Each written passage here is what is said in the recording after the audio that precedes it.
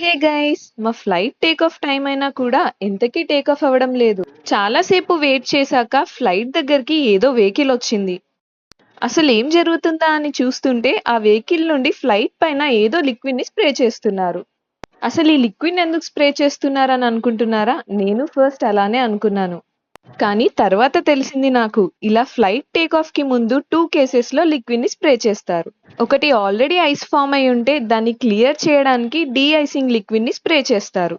ఇంకొకటి in case ice form అవుతుందేమో అని డౌట్ ఉన్నప్పుడు అలా అవ్వకుండా ఉండడానికి యాంటీ ఐసింగ్ లిక్విడ్ ని స్ప్రే చేస్తారు. ఎస్పెషల్లీ వింటర్ టైంలో టేక్ ఆఫ్ కి ముందు ఖచ్చితంగా చెక్ చేస్తారు. ఎందుకంటే స్నో పడినా లేదా ఫ్రీజింగ్ టెంపరేచర్స్ ఉన్నప్పుడు వర్షం పడినా ఐస్ ఫామ్ అయ్యే ఛాన్సెస్ ఎక్కువగా ఉంటుంది. అసలు ఐస్ ఫామ్ అయితే ప్రాబ్లం ఏంటి అనుకుంటున్నారా? అది కూడా చెప్తాను, వినండి.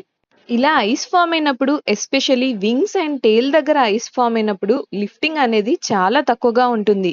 స్పీడ్ కూడా తగ్గుతుంది. సెన్సర్స్ అండ్ మూవింగ్ పార్ట్స్ ఏవైనా సరిగ్గా పని చేయకపోవచ్చు. దీనివల్ల కంట్రోల్ ఇష్యూస్ కూడా వస్తాయి. సో ఇలాంటి సిచ్యువేషన్స్ లో ఫ్లైట్ జర్నీ సేఫ్ గా అవ్వడానికి టేక్ ఆఫ్ కి ముందే ఫ్లైట్ ని చెక్ చేసి అవసరం ఉంటే de icing or anti icing చేస్తారు. ఈ వీడియో మీకు నచ్చిందనే అనుకుంటున్నాను. మా travel experience and India trip videos నా ఛానల్లో పోస్ట్ చేస్తూనే ఉంటాను. మిస్ అవ్వకుండా ఉండాలంటే వెంటనే నా ఛానల్ని సబ్స్క్రైబ్ చేసుకొని పక్కనే ఉన్న బెల్ ఐకాన్ని క్లిక్ చేయండి.